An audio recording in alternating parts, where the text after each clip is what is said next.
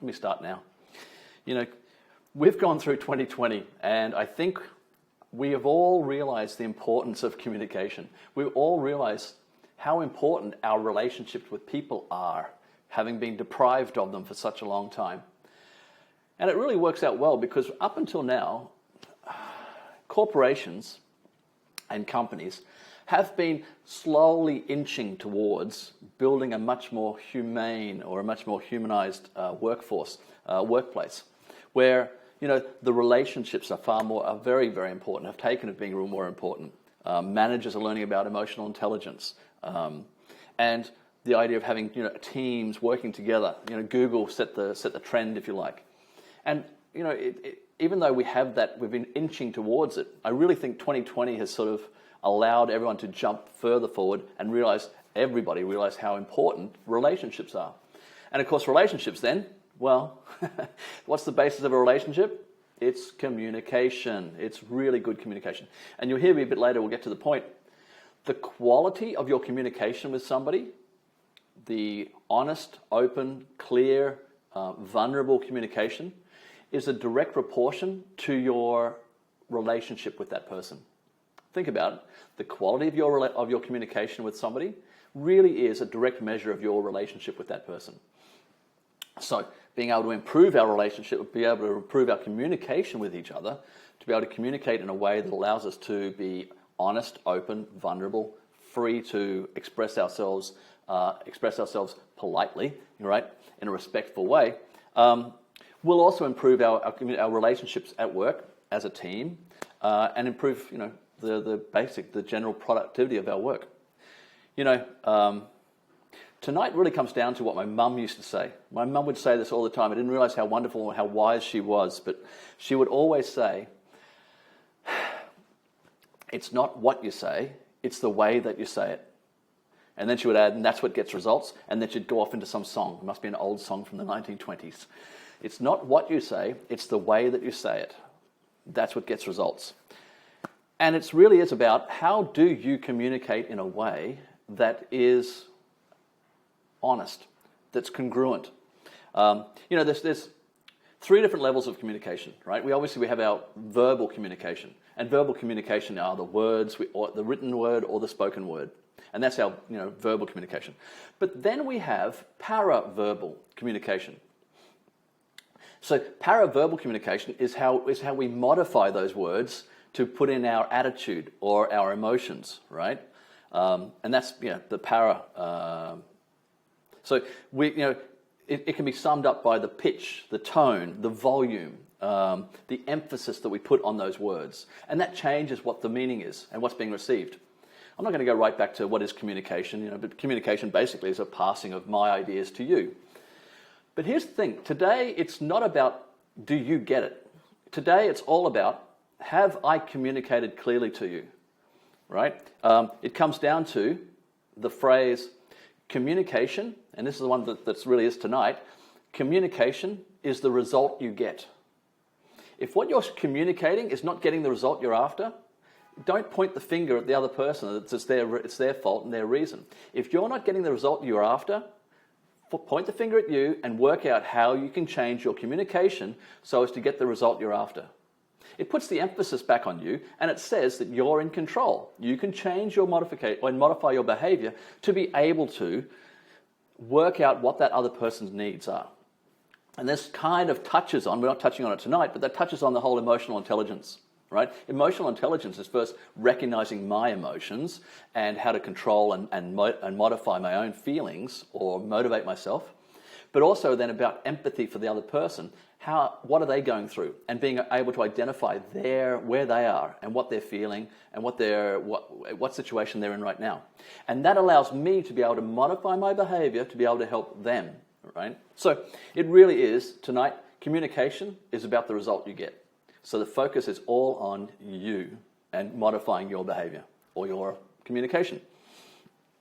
So as I said, the paraverbal gives you the attitude.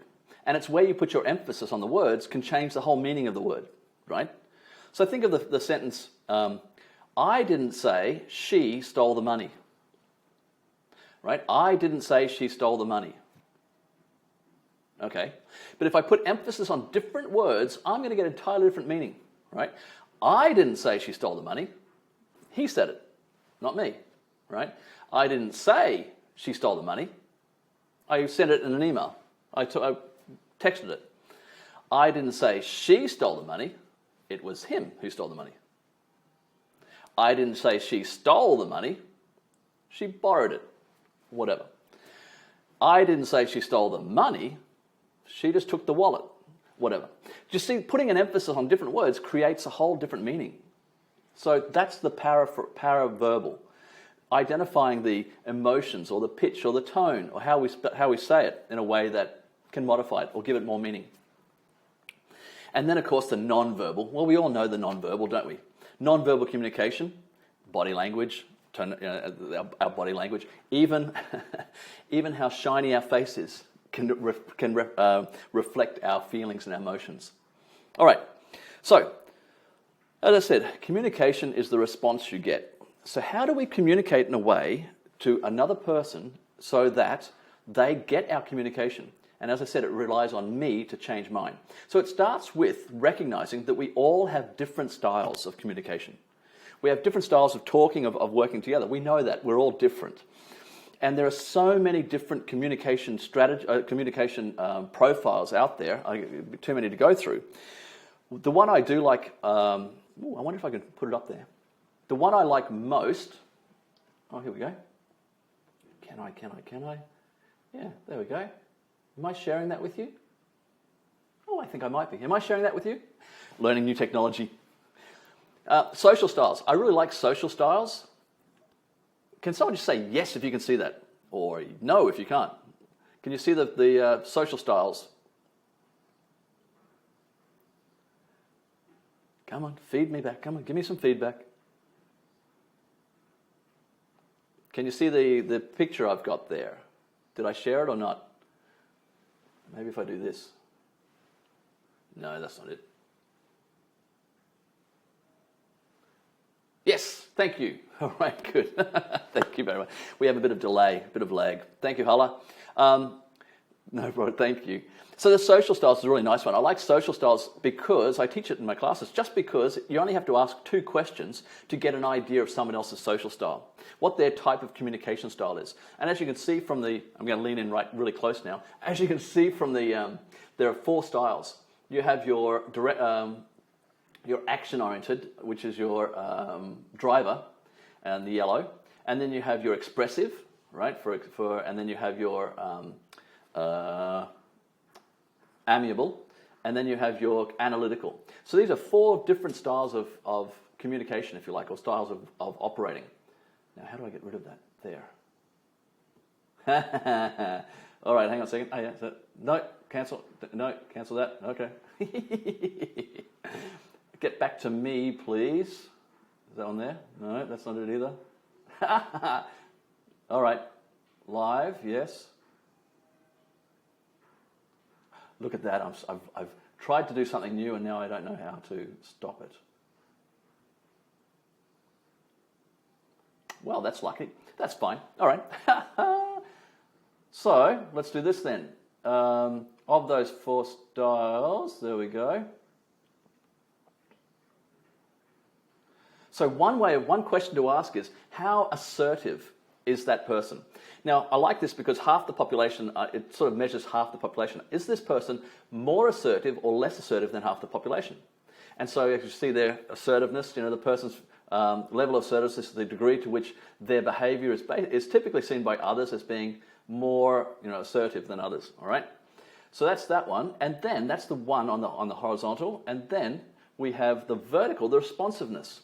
A person's level of responsiveness is the degree to which they are seen by others as showing their own emotions and demonstrating the awareness of the feelings of others.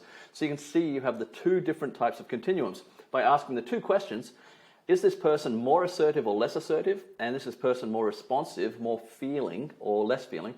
Gives you a quadrant of the 4 styles. Now, I'm not really going to go into it too much, but pointing out that, if you want to take a screenshot of that, that's a good one. If you can imagine, the directive is a task-orientated person. All they care about is the task. Very much just task, task, task. That's the action person in your team.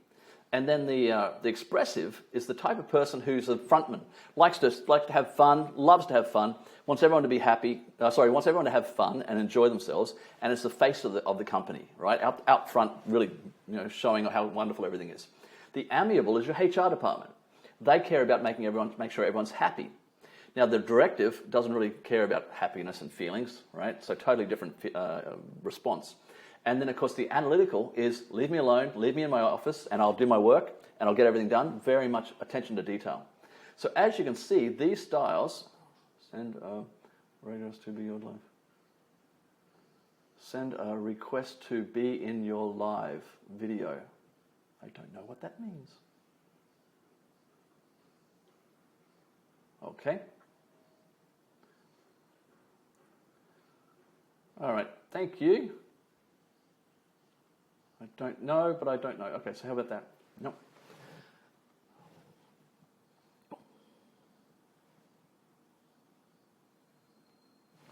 I wish I knew how to go back to me again.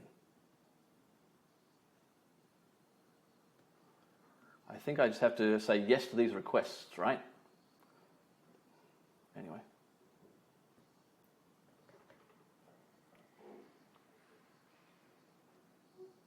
All right, my apologies. All right, we're going to keep going.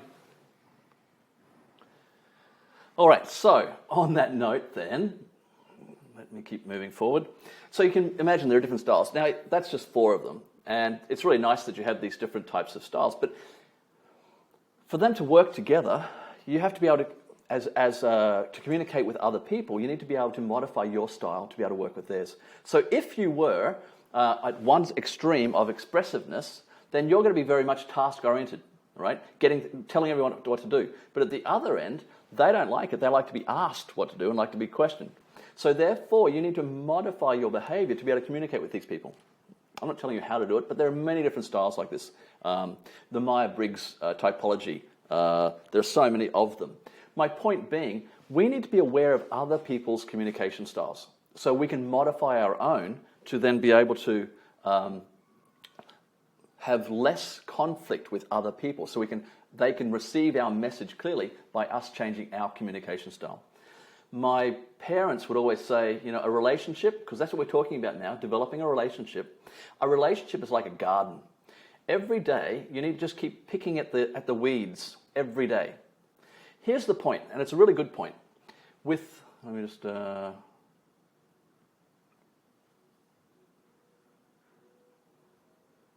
that there. There we go. Yep.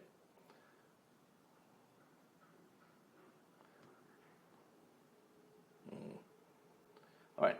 So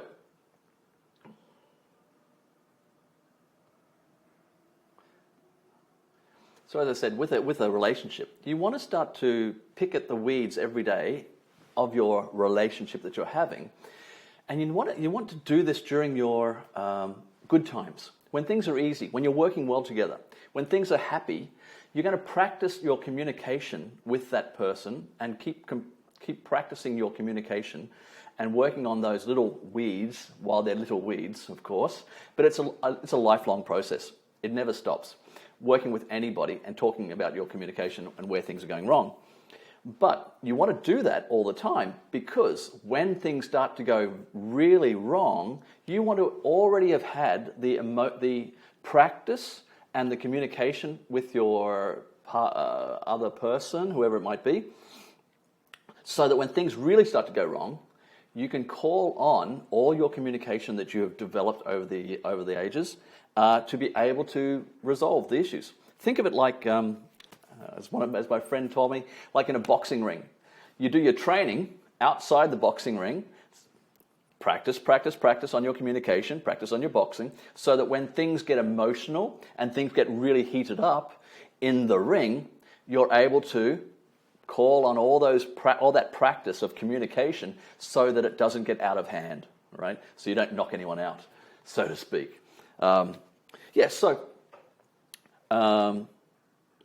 Relationships, as I said, a relationship, which is what we're working on in communication, is the strength of the relationship is really a direct proportion to the strength of the communication, or the vice versa, the other way around.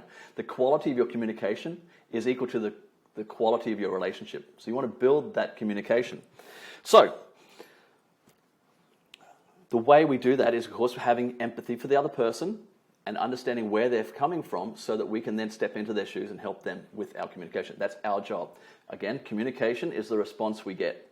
So therefore, the best way to get the response you need is by modifying our behavior or our communication so that they can understand it much clearer, what we're saying.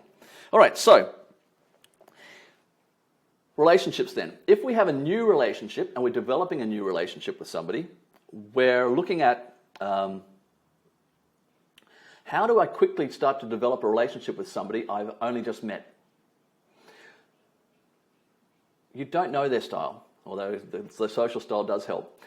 You can sum them up fairly quickly, but the easiest and simplest thing to do is, in human nature, we like people who are like ourselves. It's human nature. We just like people who are like ourselves. We can't help it. So that's where your mirroring comes in. If you mirror somebody else's behavior, someone else's body physiology. Oh, I want to mention that too. Go back to that in a second. Yeah, if you want to mirror their body language, right, and mirror their speaking style, as I said with the social styles, if their answers are short or their questions are very short, and you want to answer in short answers. If they're long and winded and talking a lot and smiling, then you want to mirror that behavior as well. That's the first way to build rapport so easily, but with somebody else. Sales clerks and sales assistants, they all know this, they learn this. You want to mirror that person as quickly as you can to build a subconscious rapport with that person. It's a very nice little trick. And of course, the way you can do that is listen to what they're saying, the verbal, their audio, what they're saying. Sorry, you're watching what they're doing, right, and mirroring what they're doing. You're also mirroring their audio, what they're saying, how they're speaking, how the tone, the intonation, the speed, and the body language. Now, on a point on that, there's some numbers going around about communication, and I'd like to put this out there and correct the myth. How much of communication are the words we speak? What percentage of communications are the word we speak? What percentage of communication are the words that we speak? What do you think? Give me a number in the chat, please. If you can.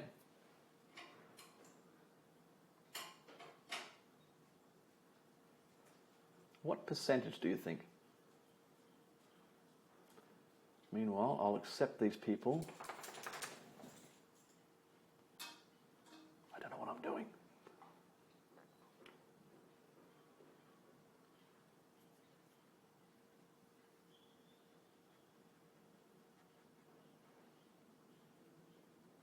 %. Thank you. Thanks for playing.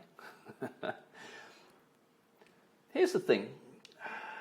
A lot of people that know that there's this percentage, and it's 7% of the words we speak. But here's the point. 7% of our emotional and attitude that we communicate are the words we speak, right?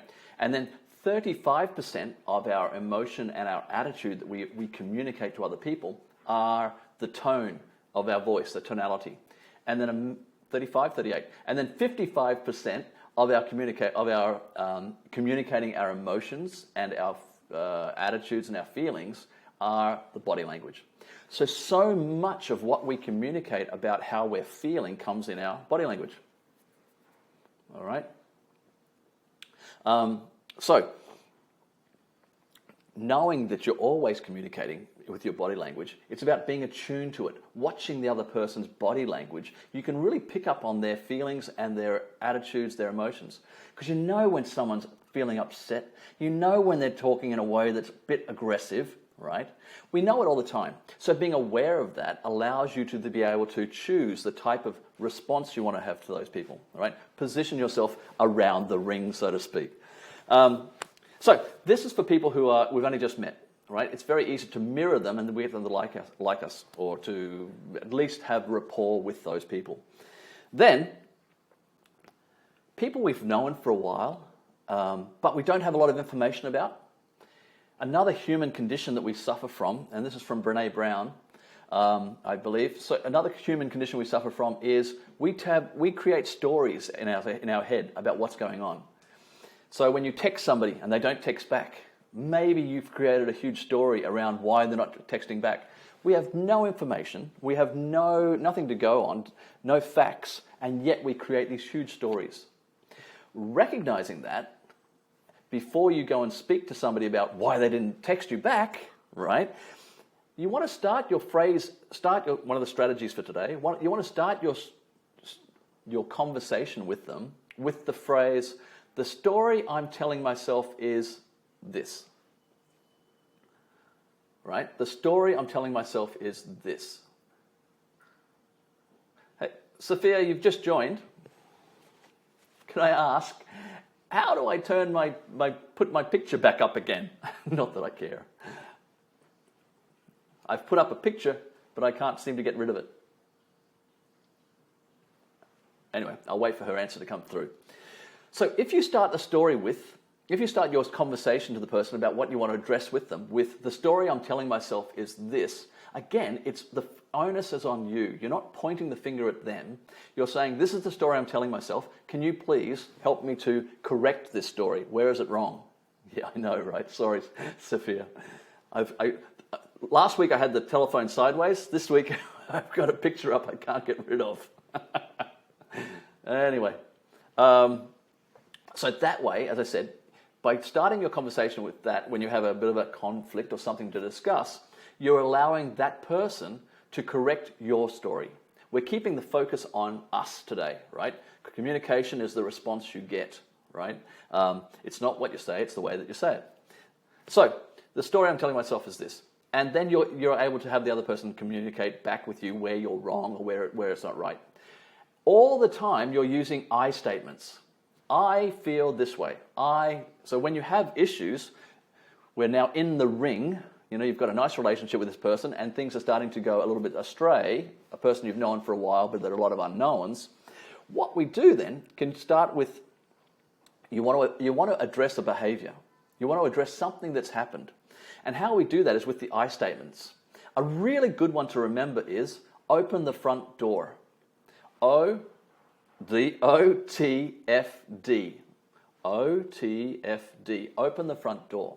It's a really good way to identify a behavior that's upsetting you, but not putting the blame on the other person, but identifying how it's upsetting you. So open the front door stands for open, what I observe, what I see. So observe, I see, these are the facts, right? Stick to the facts to start with. We'll talk about this again later. But you stick with the facts to start with, what I see, the behavior that I see, or whatever it might be, the facts that are happening, and then why I think that's happening, right? Why I think you're doing that, and then your F is how it makes me feel, right? Then how does that makes me feel, whatever it might be, and then finally the D is what I desire for the future. So in future, would you mind, right? So open the front door. What I observe is you're not washing up the plates or cleaning up after yourself in the kitchen. Oh, here we go.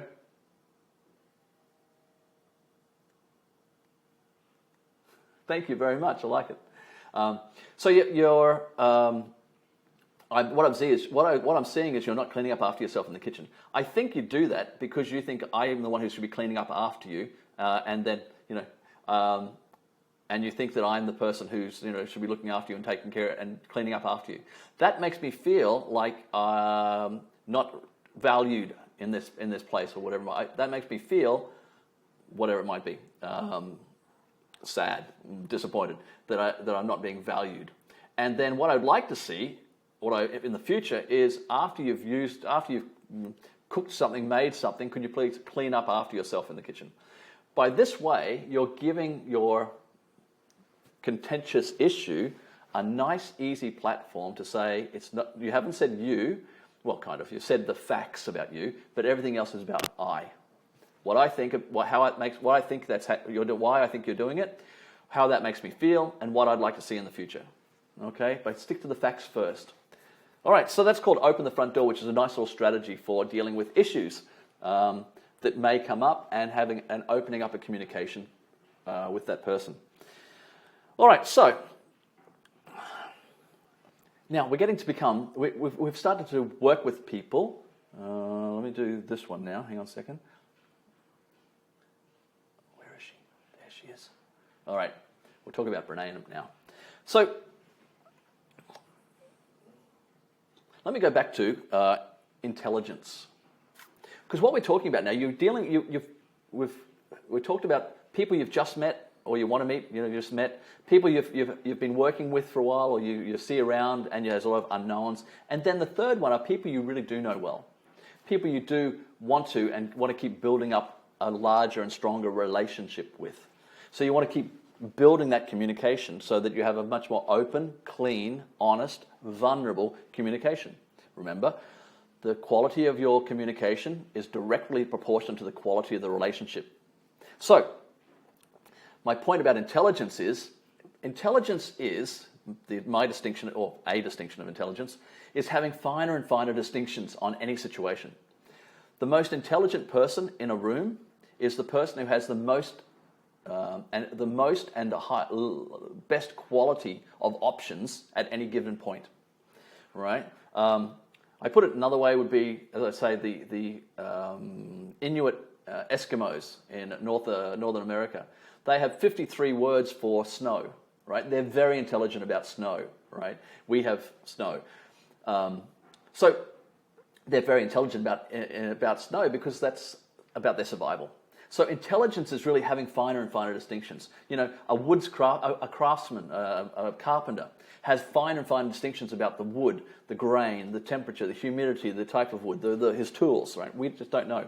So most intelligent person would be the person who has the most number of options at any given situation, the most number and the quality of their options that they've got to choose from. So the same thing with communication. The better at communicating you can be, the more options you'll have, the more practice you have. So the best thing to do, of course, is practice. As I said, before you get in the ring, you want to practice and practice and practice and practice. So when you do actually have an emotional upset, you're ready to address it calmly and intelligently. All right. I know I'm seeing words come through, but I'm having a hard time reading them. I apologize. All right. So that's intelligence. Now, Brene Brown has a wonderful acronym for trust. See, now we're getting to a type of relationship where it really comes down to having finer and finer distinctions about things like trust. Because trust is such a big word, such a huge word, and has such a big meaning that if we can break it down to maybe finer distinctions of what is trust, the different definitions, if you like, or the different departments, areas of trust. Now, Brene Brown, I love her. She is just a fantastic researcher on leadership. Dare to lead through vulnerability. She has the wonderful Netflix episode. She has a fantastic TED Talk on it that started her whole fame, if you like. But this one on trust I love. It's called Braving, B-R-A-V-I-N-G. We want to be able to say, because trust is so important in a relationship, we want to be able to say, what about trust is it that I have an issue with you, right? Opening up our communication, more vocabulary. So, let's just start. Her distinctions are first of all, with trust, the definition of trust. It was Charles Feldman who said that trust is choosing to make something important to you vulnerable to the actions of someone else. Choosing to make something important to you vulnerable to the actions of someone else. That's trust. And then he says, distrust is what I have shared with you that is important to me is not safe with you. That's distrust. So, Brene Brown's with her distinctions of trust then is to first of all have boundaries. So braving, B stands for boundaries, which I really love. Boundaries, obviously in any relationship, for communication to be really effective, we have to have boundaries of what's accepted and what's not. Now imagine if you do have your boundaries very clearly defined, you can communicate very clearly when those boundaries are being crossed. Again, it's like the garden, we're now taking out the weeds as they happen. And you can pull out the little weeds before they grow into something big. So that's the very first foundation of trust, is to have very clear boundaries for yourself, what's accepted and what's not accepted, whatever it might be for you. And then the next one, of course, is accountability. Accountability. Now, accountability is to say that... No, sorry, reliability. I missed it. Sorry, you're right, I missed it. Reliability. Reliability, well, that means that when I say I'm going to do something, I do it. It's basically saying I give my word and I will keep my word no matter what, because our relationship and the trust I want you to have with me, I won't break that. So when I give my word, when I say I'm going to do something, I do it. I don't just do it once, I do it every single time, right? I follow my word. Dare I say it, with my children, I made a very conscious effort very early on to make sure that was one of the things, when I gave them my word, I followed through 100%, no matter what. Even if I had to give up whatever I liked doing. When I said I wanted to, when I gave them my word to do something, or when I promised them something, I went ahead. Of course, what that meant was for me to make sure that I only promise the things I really want to go ahead and do with them. So, reliability. Accountability then. Accountability is being accountable for your actions. You know, you own your behavior. You own your own behavior. Remember, we're pointing at ourselves tonight, okay? We own our own behavior. Apologize for when things have gone wrong, and make amends. Now, even better than that, I have what I call the 5-part cleanup. The 5-part cleanup is, because things do go wrong. We make mistakes. We're human. Of course we're going to make mistakes and do things incorrectly, hurt somebody else's feelings or do something wrong. Here's an example. I give this to my children.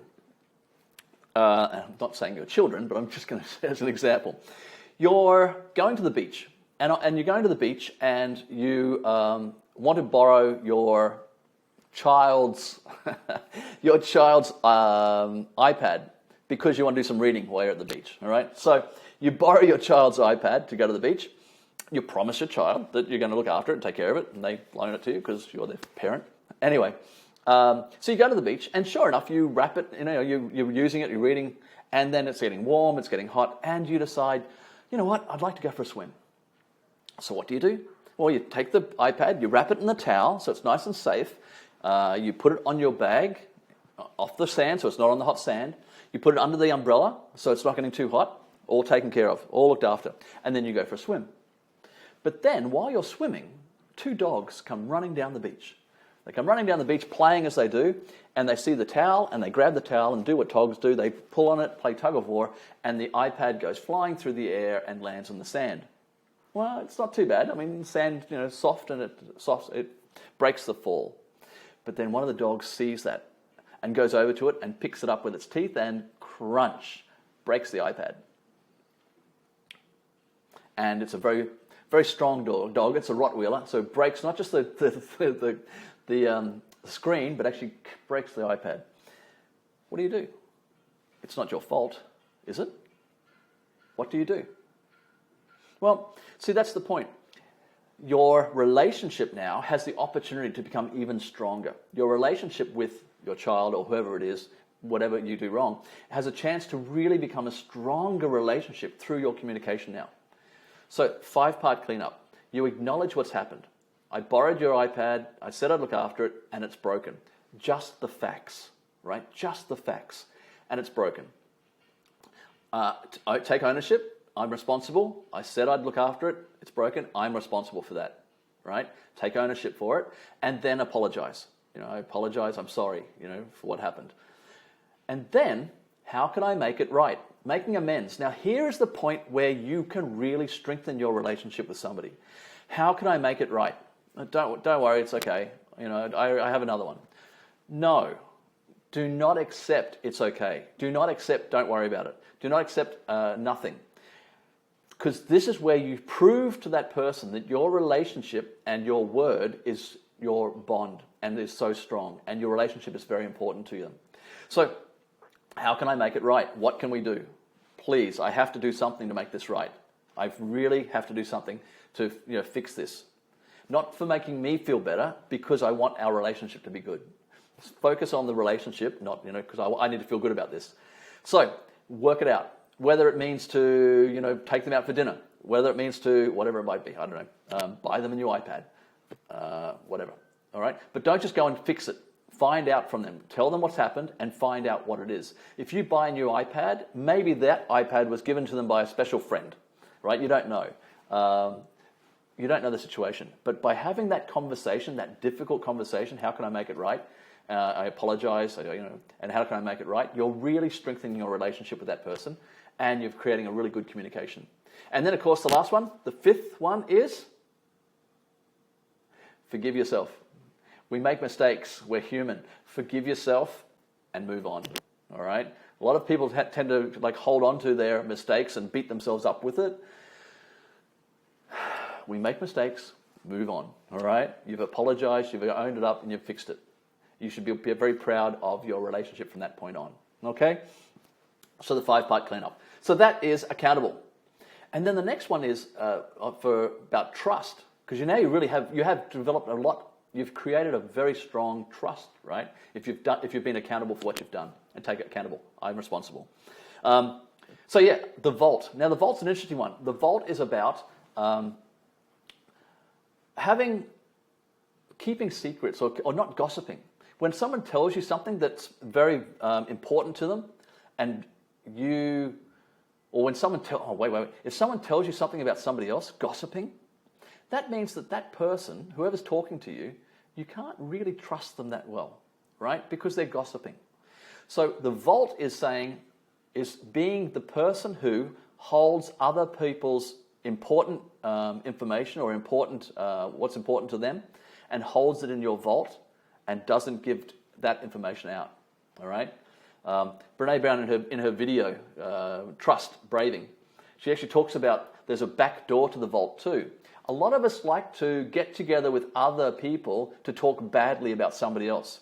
Let's talk about that person who's, whatever, and have a bit of a nasty conversation about them. And she calls that common enemy intimacy. That's right, common enemy intimacy. We form a relationship because we're dishing on that person, and it's not real. All right, so be careful of the back door to the vault. So, next one, integrity. All right, integrity. Well, we know what integrity is, but the definition that she uses, and I like it very much, it's choosing courage over comfort. Choosing what's right over what's fun, fast, and easy. Having integrity, right? And practicing your values, not just talking about them, but actually practicing your values. Having that integrity that what I say, I will do, and choosing the courage and the right path and practicing your values. And then N stands for non-judgment. Where are we up to? Yep. N stands for non-judgment. Non-judgment. So in other words, when we ask people for help, or when some of us like to help other people all the time, but we don't like to ask for help, chances are we're kind of judging those people. I don't like to ask for help. I like to do it all myself. I'm very much one of these people who has a problem with this. I can do it myself. I don't need any help. All right? But I'm more than happy to help other people. Well, guess what? If I'm helping other people, that means I'm judging them because they can't do it themselves. So you be very careful about wanting to help other people, but not being willing to ask for help. It's very much a two-way street. So make sure that when we're asking and giving help, when we give help, we're also open to asking for help, because there's that judgment that goes in there. So that's that non-judgment. And finally, being generous. Generous about your assumptions of other people's behavior. As I said, going back earlier to the very early on, we're saying how we create the stories in our head for what we don't, for the area we don't understand or don't know. For the grey areas, we create the stories in our heads. But instead of creating the stories, maybe we can have that communication where I just talk to you about what my assumptions were. I have a generous assumption of why you didn't call me on my birthday, right? Or whatever it might be. It was my birthday last week, you didn't call, I'm just feeling a bit upset about that. Have that conversation rather than holding it and not phoning back and not calling them, and then later on going, see, you didn't call me for my birthday, all right? Catching them later. that's not creating the kind of communication that we want, which is open, honest, clean, and vulnerable communication that really forms a good relationship with each other and with our colleagues, with our boss, in our work situation as well, and our family, of course. All right, so the last thing. Assuming that they're in communication, as I said, it's like a garden. We want to keep pulling out the weeds daily, so we're getting practice at at communicating. And we're pulling out those weeds daily, but sometimes we have to get in the ring. Sometimes it starts to we have to actually address some bigger issues. The last one would have to be, do it straight away. Address those issues straight away. All right? The sooner, the better. Don't let them build up. Don't let them snowball in our brain and our heads into these big stories that then become a whole big issue that we have to resolve. All right? The sooner you can address the behavior, not the person, the behavior, all right? Open the front door. The quicker you can resolve it and to keep building on that relationship and that trust with each other. All right. Thank you, everyone. So, going back, why not? Going back over it. Trust. So, started by saying, it's not what you say, it's the way that you say it. And it really is the way that we say it to somebody else. By being aware of, having empathy for where they are, what their situation is, and addressing how we speak to people in a way that they can receive our communication. As if they're not giving you the response you're looking for, start working on your communication. It's all about me, because I have the power to choose how I wish to communicate, how I wish to respond. All right, to finish off with, it would be great if my dog barked right now. To finish off with just a little story about exactly that. I was at the dog park with my dog. For those who were here last month, she decided to finish off with a large barking spree at somebody outside. So why not finish off with a dog story? I was at the dog park, and two girls, about 10, 12, were harassing my dog. They were doing, TikTok. They were doing a TikTok to my dog. There were about a dozen dogs there, and they were just harassing my dog. Finally, I decided, you know what, enough. I'll just leave. And we get up to leave, but I thought I'd just tell the gentleman why I'm leaving. So I pointed out, said, look, I'm leaving because your daughters are harassing my dog. Why my dog? And I said I bring my dog down to the dog park to play with the dogs and not to have children harass them. Anyway, he was very nice, but his wife came over ready for a fight. He was like, what's going on? What are you talking about? Anyway, so I said that, and she said, you seem upset, you seem angry. And I said, yes, that's right, that's why I'm leaving. And it's like, well, no. And she started to get quite aggressive. And my point was, look, I'm talking to you two because I'm not talking to the children. I'm talking to you two to tell you two what's going on. In future, you might like to be careful, because tell your children, if they do this to a dog, the dog could easily then be backed into a corner and bite, and then we're in trouble. All right? Again, because I've been practicing my communication skills, I was able to deal with, quite aggressive woman without getting aggressive or without getting upset at all. And yes, I was upset, but of course I was in calm. All right, that goes into emotional intelligence, which is a whole new issue. Sophia, maybe we'll do emotional intelligence next week or next month. All right, everyone, thank you. Any questions? I'm sorry, there was no point for me to really communicate with you. I have a hard time reading anyway. Go ahead. Any questions? Anything you'd like to ask? Well, hopefully you'll understand. Please practice braving. Brené Brown, watch her videos, read her books, fantastic about leadership and about communication. Really is the new age of communication is coming forward now. All right. Thank you, everyone. Good night.